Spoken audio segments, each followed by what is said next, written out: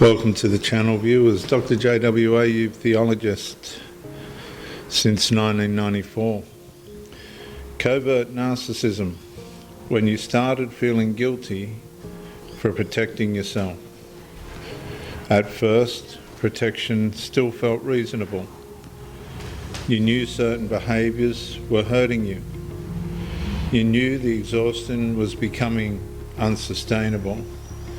You knew your nervous system was carrying more anxiety, confusion, and emotional instability than peace.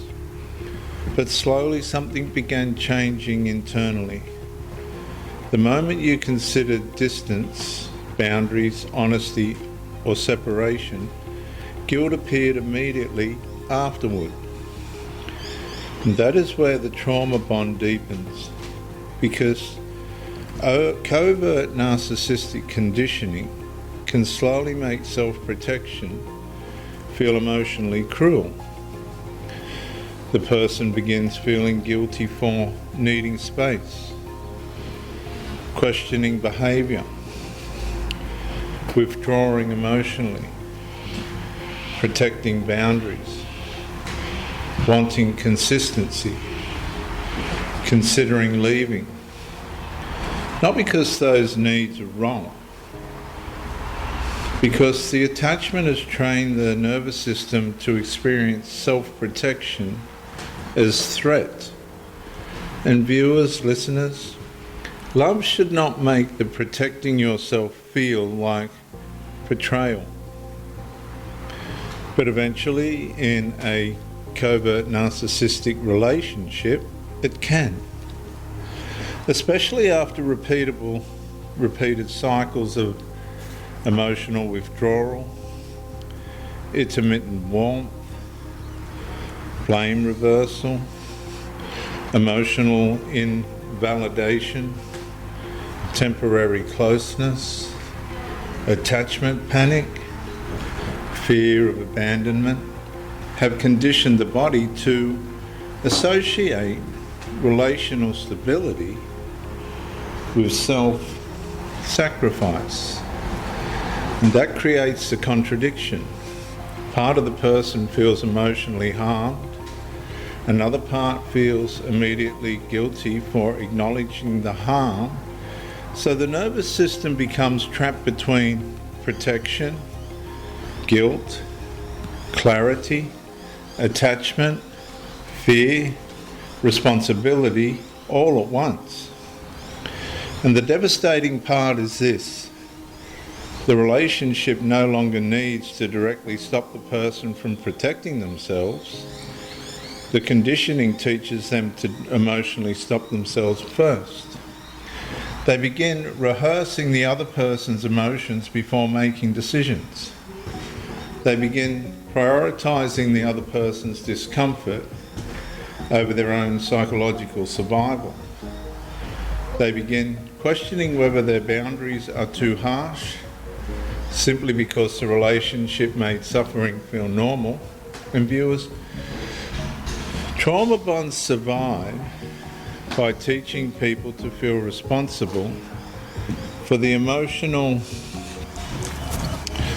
consequences of escaping harm.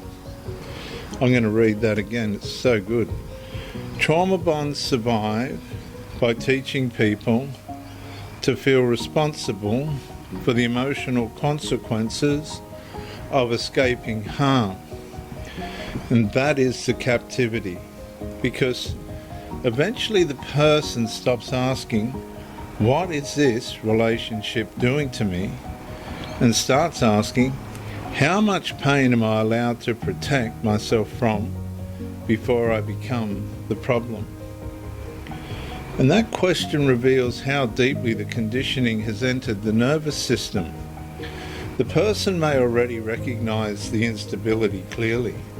They may already know the relationship is emotionally unsafe.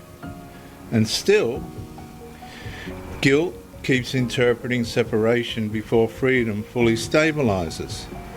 Not because their instincts are wrong, because the attachment has fused self-protection with emotional loss. So every moment toward freedom feels emotionally fixed with grief, fear, shame, responsibility, longing, uncertainty, and that creates limbo, because now the person is not only grieving the relationship, they are grieving the illusion that protecting themselves could happen without emotional pain.